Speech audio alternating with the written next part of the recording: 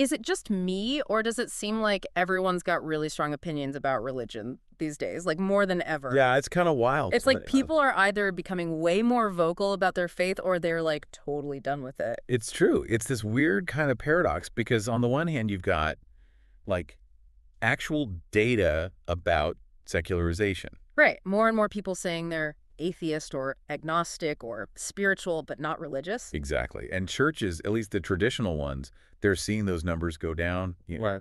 Fewer people on the pews each week. Which makes sense, right? It feels like every other day there's some headline about that.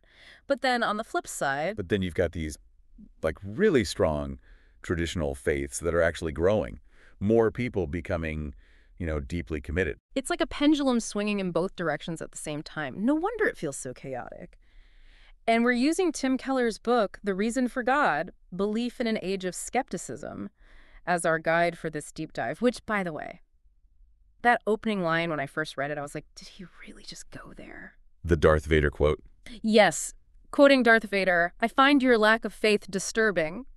I mean, a little dramatic, don't you think? Well, hey, it grabs your attention, right? It does. It really does. And I think it kind of speaks to that tension we're talking about, Yeah. this feeling that we're living in a world that's like increasingly divided by these culture wars around belief. And Keller, he really lived through that himself, which I think makes his perspective so interesting. He grew up in a very conservative Christian home, and then he goes off to college in the 1960s. Oh, wow. Yeah. Talk about a time of massive social change. Exactly. So he's exposed to all these different worldviews, and for him, it wasn't just some intellectual exercise. Like, he was really wrestling with these big questions. How do you reconcile, like, a desire for social justice with a need for moral grounding? Trying to find some kind of truth when everything feels so uncertain. But that search for answers, And it's interesting because you mentioned secularization, and I think for some people, they might not even be sure what that means exactly. Right. It's not just about, like, people deciding not to believe in God. It's bigger than that. It's more about the role of religion in society, like how much influence it has on things like, politics, education, even personal morality. It's like this shift, Yeah. a cultural shift. Yeah. And Keller, he's writing from this place of having experienced both sides of it. He didn't just read about it, he lived it. And what he's saying is, like, hey, you can't just dismiss faith as irrelevant or outdated. There's something deeper there that we're missing. And that's where his whole concept of the hidden faith of doubt comes in, right?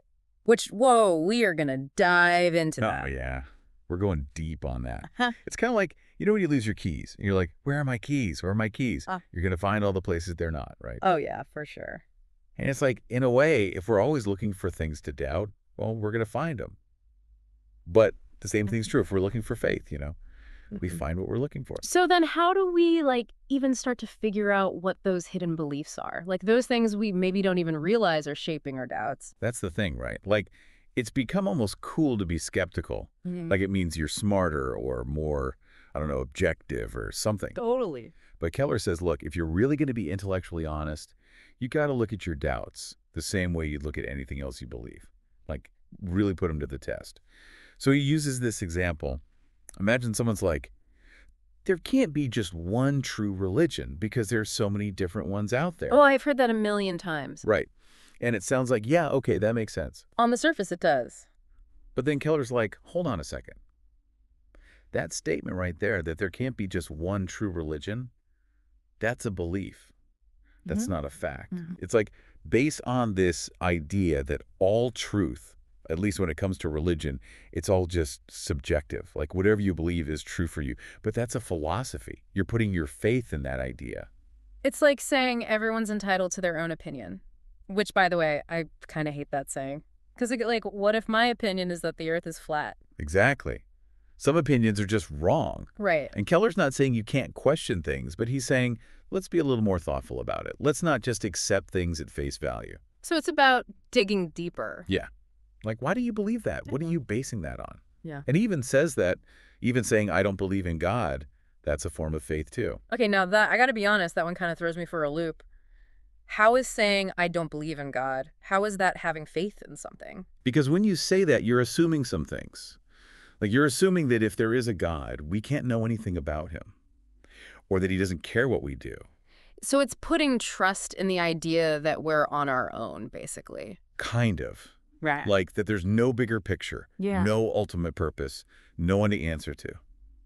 And that, my friend, is a belief system just like any other. So we're all putting our faith in something, whether we realize it or not. Exactly. And what Keller's saying is don't just blindly accept your doubts, or your beliefs for that matter. Question everything. Push back. Because sometimes when you really wrestle with those tough questions, that's when you come out stronger on the other side. So it's not about getting rid of doubt. It's about learning how to, doubt well. Yeah, exactly. Yeah. Like being okay with saying, I don't know Mhm. sometimes. And that's really the key to having good conversations with people who see the world differently than you do. Because if you're so busy trying to prove your point, you're not actually listening. And you're definitely not going to change anyone's mind that way. Right. But when you can be open-minded, that's where the good stuff happens. You might actually learn something. So we're all kind of looking for that, right? Like that solid ground to stand on, especially when it comes to these big questions about life and faith and all that. It's that need for certainty, right? Totally. But what if, and stick with me here, what if that need for certainty is actually what's tripping us up? That's interesting. Like the more we try to force it, the more it backfires. Yeah. Like, what if being open to not having all the answers, what if that's actually a more honest way to approach faith? Hmm. So it's less about having everything figured out and more about like the journey itself. Right. And I think that's something Keller talks about too, this idea that faith isn't about just checking boxes. It's messier than that.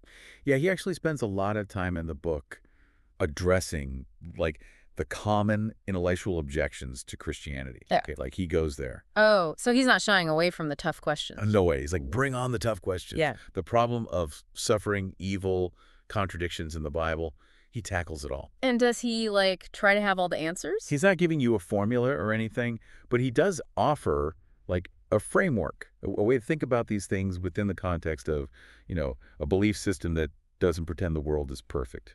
Because it's not. Yeah. Yeah. No, it's definitely not.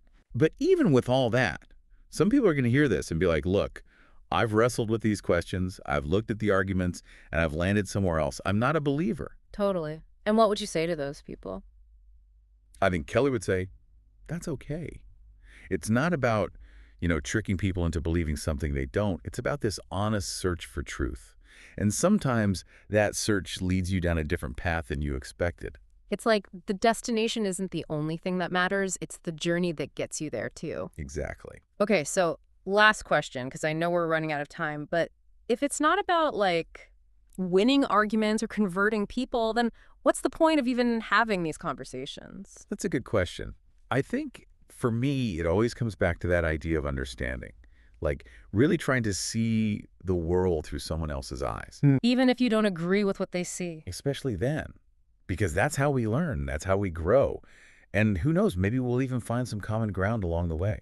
Maybe the point isn't to agree on everything, but to at least be able to disagree with a little more respect and understanding. Exactly. Mhm. Because at the end of the day, we're all just trying to figure things out. So true. And on that note, we're going to have to leave it there for today. But thank you so much for taking this deep dive with us. It's been quite the conversation.